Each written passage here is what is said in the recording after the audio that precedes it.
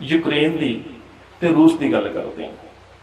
हुण तुहाडे कोल दो चीज़ां ने, वो दोवें आपस च दुश्मन ने, पर दूसरी तीसरी धिर के रूप दे विच इंटरनेट के उपर उस लड़ाई नूं वेख रहे हो। एक नज़रिया साडा वो है कि नहीं, किते ना किते रूस जिहड़ा ना वो क्लेम ऑन थ्रोन कर रहा, वो अपने पातशाही दावे की गल कर रहा। रूस के बारे साडी धारणा ये बनेगी कि नहीं, ये जिहड़ा इलाका सी कदी ये रूस दा सी, रूस तो वख होया ते जिन्ना शर्तां दे अधीन वख होया उसने उन्हां शर्तां की पालना नहीं की कि वो यूरोपीयन यूनीयन का हिस्सा नहीं बनेगा। वो कदी भी वो उसका, जिसनों नैटो कहा जाता है, वो उसका जिहड़ा हिस्सा नहीं बनेगा। जिहड़ा North Atlantic Treaty Alliance Organisation जिहड़ी नैटो, वो उसका हिस्सा नहीं बनेगा।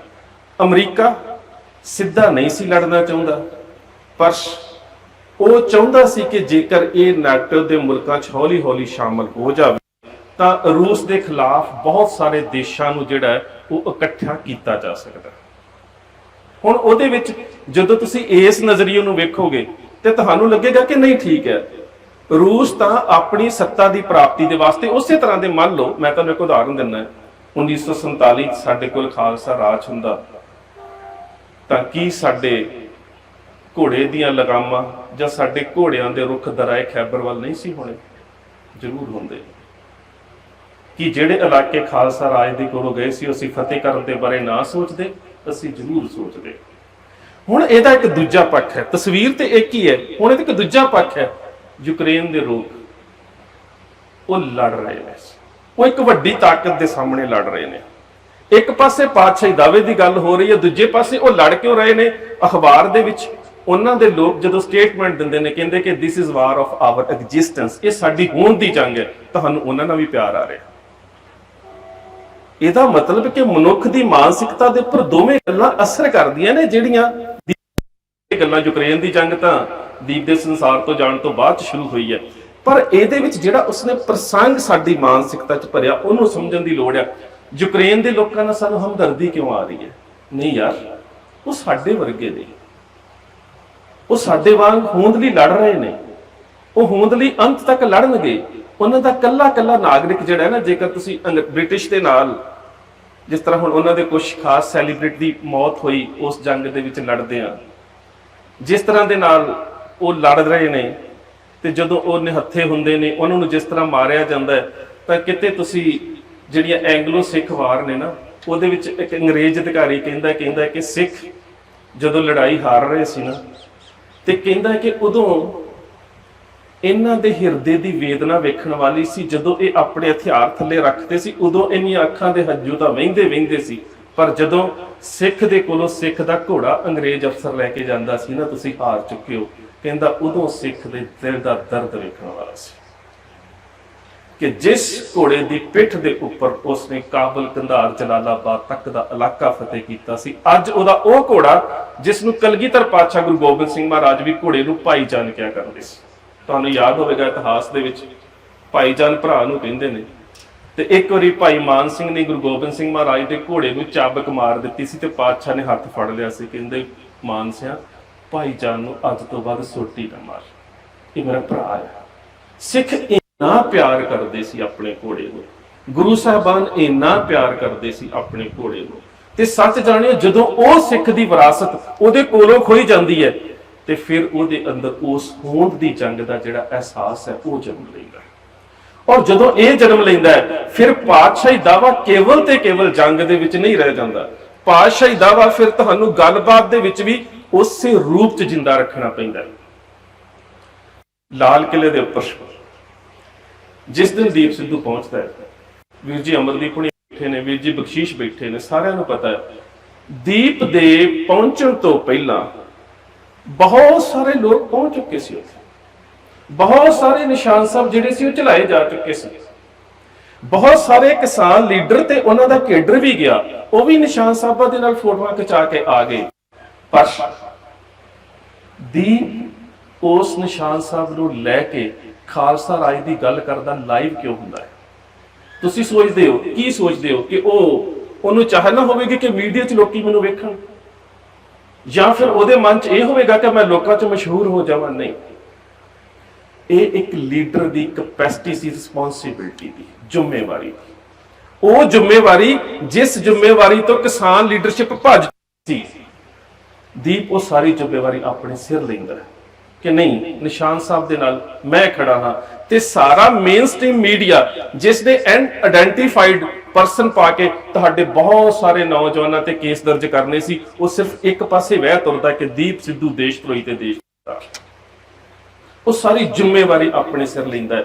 ਇਹ ਇੱਕ ਲੀਡਰ ਦਾ ਗੁਣ ਹੁੰਦਾ ਹੈ, ਔਨ ਕਰਨਾ, ਡਿਸਔਨ ਨਹੀਂ ਕਰਨਾ। ਔਰ ਲੀਡਰਸ਼ਿਪ ਨੇ ਕੀ ਕੀਤਾ? ਲੀਡਰਸ਼ਿਪ ਨੇ ਉਸ ਸੰਘਰਸ਼ ਦੇ ਵਿੱਚ ਅਗਾਂਹ ਵੱਧ ਕੇ ਜਿਹੜੀ ਹਮਲਾਵਰ ਹੋਣ ਵਾਲੀ ਧਿਰ ਸੀ ਸਾਡੀ, ਉਸ ਨੂੰ ਆਪ ਡਿਫੈਂਸਿਵ ਮੋਡ 'ਚ ਰਹਿ ਕੇ ਓਫੈਂਸਿਵ ਧਿਰ ਨੂੰ ਜਿਹੜਾ ਸੀ ਉਹ ਡਿਸਔਨ ਕੀਤਾ। ਸਾਡੇ ਇਤਿਹਾਸ 'ਚ ਕਦੀ ਇੰਜ ਨਹੀਂ ਸੀ ਹੋਇਆ। ਸਾਡੇ ਇਤਿਹਾਸ 'ਚ ਇੰਜ ਨਹੀਂ ਸੀ ਹੋਇਆ। ਸਾਡੇ ਲੀਡਰ ਇੰਜ ਦੇ ਨਹੀਂ ਸੀ ਹੁੰਦੇ। ਮੈਂ ਤੁਹਾਨੂੰ ਇੱਕ ਉਦਾਹਰਨ ਦਿੰਦਾ। ਸਿੱਖਾਂ ਦਾ ਇੱਕ ਜਥਾ ਜੰਗਲ ਦੇ ਵਿੱਚ ਬੈਠੇ ਬੈਠੇ ਸੋਚਦੇ ਨੇ ਕਿ ਵਿਸਾਖੀ ਦਾ ਪੁਰਬ ਆਉਣ ਵਾਲਾ ਹੈ, ਕਿਉਂ ਨਾ ਕਿਸੇ ਗੁਰਤ ਸਥਾਨ ਦੇ ਉੱਪਰ ਜਾ ਕੇ ਦਰਸ਼ਨ ਦੀਦਾਰ ਵੀ ਕੀਤੇ ਜਾਵੇ, ਕੀਰਤਨ ਵੀ ਕੀਤਾ ਜਾਵੇ, ਲੰਗਰ ਵੀ ਛਕਿਆ ਜਾਵੇ ਤੇ ਗੁਰੂ ਦੀ ਗੋਦ 'ਚ ਬੈਠਿਆ ਜਾਵੇ। ਇਸ ਜਥੇ ਦੀ ਅਗਵਾਈ ਕਰ ਰਹੇ ਸੀ ਮਹਾਰਾਜਾ ਰਣਜੀਤ ਸਿੰਘ ਦਾ ਦਾਦਾ ਸਰਦਾਰ ਚੜ੍ਹ ਸਿੰਘ ਸ਼ੁਕਰ ਚੱਕੀਆ, ਨਾਲ ਉਹਨਾਂ ਦੇ ਸਰਦਾਰ ਮਿੱਤ ਸਿੰਘ ਡੱਲੇਵਾਲੀਆ, ਨਾਲ ਸਰਦਾਰ ਕਰਮ ਸਿੰਘ ਤੇ ਨਾਲ ਭਾਈ ਨਿਬਾਹੂ ਸਿੰਘ ਰੰਗਰੇਟਾ। ਇਹ ਸਾਰੇ ਮੁਲਤਾਨ ਦੇ ਇਲਾਕੇ ਚੋਂ ਜੰਗਲ ਚੋਂ ਬਾਹਰ ਆਉਂਦੇ ਨੇ ਤੇ ਪਹੁੰਚਦੇ ਨੇ ਰੋੜੀ ਸਾਹਿਬ, ਗੁਰਦੁਆਰਾ ਰੋੜੀ ਸਾਹਿਬ ਏਮਨਾਬਾਦ, ਜਿੱਥੇ ਗੁਰੂ ਨਾਨਕ ਸਾਹਿਬ ਭਾਈ ਲਾਲੋ ਦੇ ਘਰ ਗਏ ਸੀ। ਗੁਰਦੁਆਰਾ ਸਾਹਿਬ ਦੇ ਦਰਸ਼ਨ ਦੀਦਾਰੇ ਕਰਨ ਦੇ ਵਾਸਤੇ ਫਸੀਲ ਦੇ ਬਾਹਰ-ਬਾਹਰ ਆਪਣੇ ਘੋੜੇ ਬੰਨ੍ਹਦੇ ਨੇ, ਸਿੰਘ ਤੰਬੂ ਲਾਉਣੇ ਸ਼ੁਰੂ ਕਰ ਦਿੰਦੇ ਨੇ। ਤੇ ਉਸ ਵੇਲੇ ਮੁਲਤਾਨ ਦਾ ਹਾਕਮ ਹੈ ਜਸਪਤ ਰਾਏ। ਜਸਪਤ ਰਾਏ ਨੂੰ ਇਹ ਖਬਰ ਮਿਲਦੀ ਹੈ ਕਿ ਸਿੰਘਾਂ ਦਾ ਇੱਕ ਜਥਾ ਗੁਰਦੁਆਰਾ ਰੋੜੀ ਸਾਹਿਬ ਦੇ ਬਾਹਰ ਆ ਕੇ ਆਪਣੇ ਘੋੜੇ ਬੰਨ ਰਿਹਾ। ਜਸਪਤ ਰਾਏ ਦੋ ਕਾਸਦ ਮਸੰਜਰ ਸਫੀਰ ਭੇਜਦਾ, ਗੱਲਬਾਤ ਕਰੋ। ਸਰਦਾਰ ਚੜ੍ਹ ਸਿੰਘ ਬੜੀ ਸਹਿਜ ਸ਼ਬਦਾਂ 'ਚ ਉਸਦਾ ਜਵਾਬ ਦਿੰਦੇ ਨੇ, ਕਹਿੰਦੇ ਵੇਖੋ ਨਾ ਸਾਡਾ ਇੱਥੇ ਲੜਾਈ ਕਰਨ ਦਾ ਪ੍ਰਯੋਜਨ ਹੈ, ਨਾ ਅਸੀਂ ਲੜਾਈ ਕਰਨ ਆਏ। ਤੁਹਾਡਾ ਸੂਬਾ ਸ਼ਾਂਤੀ ਨਾਲ ਵਸ ਰਿਹਾ ਹੈ, ਸੂਬਾ ਮੁਲਤਾਨ, ਤੁਸੀਂ ਸ਼ਾਂਤੀ ਦੇ ਨਾਲ ਰਹੋ। ਅਸੀਂ ਦੀਦਾਰ ਕਰਨੇ ਨੇ ਗੁਰੂ ਦੇ, ਲੰਗਰ ਛਕਣਾ, ਕੀਰਤਨ ਕਰਨਾ ਤੇ ਚਲੇ ਜਾਣਾ, ਅਸੀਂ ਤੁਹਾਡੇ ਨਾਲ ਲੜਨ ਆਏ ਨਹੀਂ। ਇਹ ਗੱਲ ਚੰਗੀ ਨਾ ਲੱਗੀ ਜਸਪਤ ਰਾਏ ਨੂੰ। ਜਸਪਤ ਰਾਏ ਆਪ ਆਇਆ ਤੇ ਸਰਦਾਰ ਸਿੰਘ ਨੂੰ ਕਹਿੰਦਾ ਕਿ ਇੱਥੋਂ ਆਪਣੇ ਘੋੜੇ ਖੋਲ ਕੇ ਲੈ ਜਾਓ। ਸਰਦਾਰ ਚੜ੍ਹ ਸਿੰਘ ਕਹਿੰਦੇ ਨੇ ਜਸਪਤ ਰਾਏ ਅਸੀਂ ਲੜਨ ਨਹੀਂ ਆਏ, ਅਸੀਂ ਗੁਰੂ ਦੇ ਦੀਦਾਰ ਕਰਨ ਵਾਸਤੇ ਆਏ ਹਾਂ, ਇਹਦੇ ਤੋਂ ਸਾਨੂੰ ਕੋਈ ਰੋਕ ਨਹੀਂ ਸਕਦਾ। ਕਹਿੰਦਾ ਘੋੜੇ ਲੈ ਕੇ ਜਾਣੇ ਕਿ ਤੁਹਾਡੇ ਕੇਸਾਂ ਦੇ ਨਾਲ ਤੁਹਾਡੇ ਘੋੜੇ ਬੰਨ ਲਵਾਂ। ਤੇ ਸਰਦਾਰ ਚੜ੍ਹ ਸਿੰਘ ਕਹਿੰਦੇ ਨੇ ਬਸ ਜਸਪਤ ਰਾਏ ਹੁਣ ਇਹਦੇ ਤੋਂ ਵੱਧ ਨਹੀਂ। ਸਾਡੀ ਉਦੋਂ ਟੁੱਟੀ ਸੀ ਕਿਸਾਨ ਸੰਘਰਸ਼ ਦੀਆਂ ਜਥੇਬੰਦੀਆਂ ਦੇ ਨਾਲ, ਜਦੋਂ ਉਹਨਾਂ ਨੇ ਕਿਹਾ ਸੀ ਨਿਸ਼ਾਨ ਸਾਹਿਬ ਇੱਥੋਂ ਲੈ ਜਾਓ, ਸਿੱਖੀ ਇੱਥੋਂ ਲੈ ਜਾਓ, ਉਦੋਂ ਇੱਕ ਲਕੀਰ ਖਿੱਚੀ ਗਈ ਸੀ। ਉਹ ਲਕੀਰ ਸਿੱਖ ਦੇ ਮਨ 'ਚ ਖਿੱਚੀ ਜਾਂਦੀ ਹੈ। ਚੜ੍ਹ ਸਿੰਘ ਕਹਿੰਦੇ ਠੀਕ ਹੈ, ਅਸੀਂ ਇੱਥੇ ਬੈਠੇ ਸੀ, ਲੰਗਰ ਖਾਣਾ ਸੀ, ਕੀਰਤਨ ਕਰਨਾ ਸੀ, ਸਾਨੂੰ ਤੁਹਾਡੇ ਨਾਲ ਕੋਈ ਨਾ ਵੈਰ ਸੀ ਨਾ ਇਤਰਾਜ਼ ਸੀ ਤੁਹਾਡੇ ਇੱਥੇ ਰਾਜ ਸੱਤਾ ਦਾ, ਪਰ ਹੁਣ ਤੂੰ ਸਿੱਖੀ ਨੂੰ ਲਲਕਾਰਿਆ। ਪਰ ਜਸਪਤ ਰਾਏ ਹੁਣ ਨਹੀਂ, ਹੁਣ ਤਾਂ ਸਿੰਘ ਦੀ ਸ਼ਮਸ਼ੀਰ ਮਿਆਨ 'ਚੋਂ ਬਾਹਰ ਹੋਵੇਗੀ। ਅਜੇ ਉਹ ਤਾਂ ਸੋਚ ਰਹੇ ਸੀ ਨਿਬਾਹੂ ਸਿੰਘ ਨੇ ਆਪਣੀ ਸ਼ਮਸ਼ੀਰ ਨੂੰ ਬੇਮਿਆਨ ਕੀਤਾ ਤੇ ਜਸਪਤ ਰਾਏ ਦਾ ਸਿਰ ਵੱਢ ਕੇ ਜ਼ਮੀਨ ਤੇ ਚਲੇ ਗਏ। ਉਸਦੇ ਧੜ ਨੂੰ ਲੈ ਕੇ ਉਸਦੇ ਸਿਪਾਹੀ ਘਰ। ਇਹਨਾਂ ਦਾ ਜਿਹੜਾ ਧਾਰਮਿਕ ਆਗੂ ਸੀ, ਧਾਰਮਿਕ ਗੁਰੂ ਸੀ, ਉਹ ਬੱਦੋ ਕੇ ਗਸਾਈਆਂ ਦਾ ਰਹਿਣ ਵਾਲਾ ਕਿਰਪਾ ਰਾਮ ਗਸਾਈ ਸੀ। ਜਦੋਂ ਕਿਰਪਾ ਰਾਮ ਗਸਾਈ ਅੰਤਮ ਰਸਮਾਂ ਕਰਨ ਦੇ ਵਾਸਤੇ ਆਇਆ ਜਸਪਤ ਰਾਏ ਦੀਆਂ, ਤੇ ਜਦੋਂ ਉਸ ਦੀ ਲਾਈ ਲਾਸ਼ ਤੋਂ ਚਾਦਰ ਤੇ ਕਹਿੰਦਾ ਕਿ ਨਹੀਂ ਅੰਤਮ ਰਸਮਾਂ ਨਹੀਂ ਹੋ ਸਕਦੀਆਂ, ਧੜ ਦੇ ਨਾਲ ਸਿਰ ਹੀ ਨਹੀਂ ਹੈਗਾ, ਮੈਂ ਅੰਤਮ ਰਸਮਾਂ ਕਰਦੇ ਦਿੰਦਾ, ਇਹਦੀ ਗਤੀ ਨਹੀਂ ਹੋਣੀ। ਮੇਰੇ ਕੋਲ ਜਿੰਨੇ ਮਰਜ਼ੀ ਗੁਰੜ ਪੜਾਣ ਦੇ ਪਾਠ ਪੜਾ ਲਓ, ਪਰ ਜਿੰਨਾ ਚਿਰ ਸਿਰ ਨਾਲ ਨਹੀਂ ਹੈਗਾ ਇਹਦੀ ਗਤੀ ਨਹੀਂ ਹੋਣੀ। ਕਹਿੰਦੇ ਫਿਰ ਸਿਰ ਕਿੱਥੇ ਆ? ਉਹ ਤਾਂ ਜੀ ਸਿੱਖਾਂ ਦੇ ਕੋਲ ਰਹਿ ਗਿਆ, ਲੈਣ ਕੌਣ ਜਾਵੇ ਹੁਣ? ਜਿਹੜਾ ਕਿਰਪਾ ਰਾਮ ਗਸਾਈ ਹੈ ਨਾ, ਉਹ ਥੋੜੇ ਠੰਡੇ ਸਿੱਖਾਂ ਦੇ ਨਾਲ ਵਿਗਾੜਦਾ ਨਹੀਂ ਸੀ, ਕਹਿੰਦਾ ਮੈਂ ਹੀ ਜਾਣਾ। ਚਲਾ ਗਿਆ ਸਰਦਾਰ ਚੜ੍ਹ ਸਿੰਘ ਨੂੰ ਜਾ ਕੇ ਕਹਿੰਦਾ ਖਾਲਸਾ ਜੀ ਇਹ ਪਰਿਵਾਰ ਮੇਰਾ ਜਜਮਾਨ ਹੈ, ਮੇਰੇ ਮੁਰੀਦ ਨੇ, ਮੈਨੂੰ ਇਹ ਆਪਣਾ ਧਾਰਮਿਕ ਰਹਿਬਰ ਮੰਨਦੇ ਨੇ, ਇਹਦਾ ਸਿਰ ਇੱਥੇ ਰਹਿ ਗਿਆ।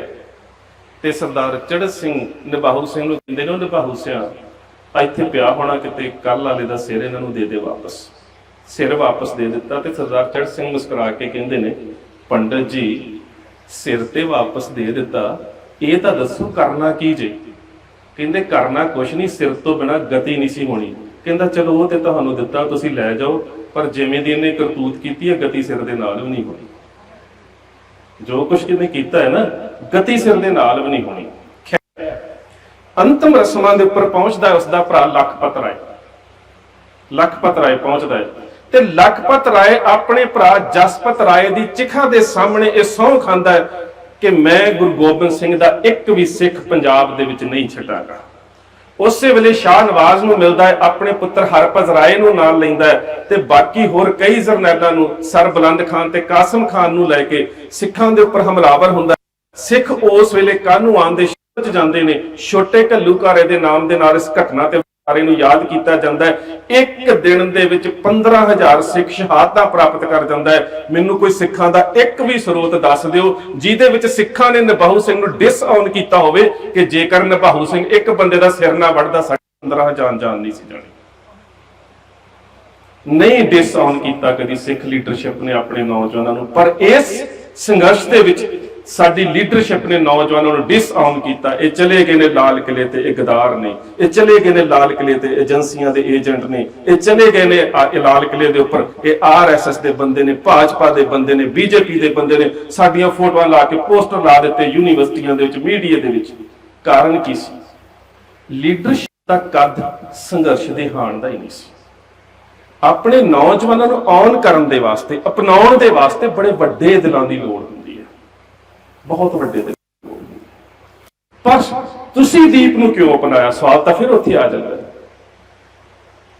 ਦੀਪ ਨੂੰ ਮੇਰੇ ਖਿਆਲ ਨਾਲ ਤੁਸੀਂ ਬਹੁਤ ਸਾਰੇ ਵੀਰ ਮਿਲੇ ਵੀ ਨਹੀਂ ਹੋਗੇ, ਬਹੁਤ ਸਾਰਿਆਂ ਨੇ ਉਹਦੇ ਨਾਲ ਕੋਈ ਗੱਲ ਵੀ ਨਹੀਂ ਕੀਤੀ ਹੋਵੇਗੀ, ਕੋਈ ਰਿਸ਼ਤਾ ਵੀ ਨਹੀਂ ਰਿਹਾ ਹੋਵੇਗਾ। ਉਹਦੇ ਬਾਵਜੂਦ ਕਿਉਂ ਤੁਸੀਂ ਧੁਰ ਅੰਦਰੋਂ ਉਸ ਦੇ ਵਿਛੋੜੇ ਨੂੰ ਮਹਿਸੂਸ ਕਰ ਰਹੇ ਹੋ? ਇਹ ਜਿਹੜੀਆਂ ਗੱਲਾਂ ਨੇ, ਇਹ ਸਾਰੀਆਂ ਗੱਲਾਂ ਸਾਨੂੰ ਸਿੱਖ ਸੰਕਲਪ ਦੇ ਵਿੱਚੋਂ ਲੱਭਣੀਆਂ ਪੈਣੀਆਂ, ਨਹੀਂ ਤਾਂ ਬੜੀਆਂ ਮੌਤਾਂ ਹੁੰਦੀਆਂ ਨੇ। ਜਿਸ ਦਿਨ ਦੀਪ ਦੀ ਮੌਤ ਹੁੰਦੀ ਹੈ, ਦੀਪ ਵਿਛੜਦਾ ਹੈ ਸਾਡੇ ਤੋਂ, ਉਸ ਤੋਂ ਇੱਕ ਦਿਨ ਪਹਿਲਾਂ ਮੇਰੇ ਬ੍ਰਦਰ ਦੀ ਮੌਤ ਹੁੰਦੀ ਹੈ, ਮੇਰੇ ਮਾਸੀ ਜੀ ਦੇ ਬੇਟੇ ਦੀ। ਮੈਨੂੰ ਉਹ ਇੰਨੀ ਮਹਿਸੂਸ ਨਹੀਂ ਹੋਈ, ਦੀਪ ਦਾ ਜਾਣਾ ਮਹਿਸੂਸ ਹੋਇਆ। ਉਹਦਾ ਕਾਰਨ ਕੀ ਸੀ? ਕਿ ਦੀਪ ਸਾਡੇ ਰੂਹ ਦੀ ਹਾਣ ਦੀਆਂ ਗੱਲਾਂ ਕਰਕੇ ਰੂਹ ਦਾ ਹਾਣੀ ਬਣ ਚੁੱਕਾ ਸੀ। ਹੁਣ ਉਹ ਕਿਉਂ ਬਣਿਆ, ਉਹਦੇ ਵਿੱਚ ਵੀ ਤੁਹਾਨੂੰ ਇੱਕ ਗੱਲ ਸਮਝਣਾ ਪਵੇਗਾ। ਤੁਸੀਂ ਫਰਕ ਕਿਉਂ ਸਮਝ ਰਹੇ ਹੋ?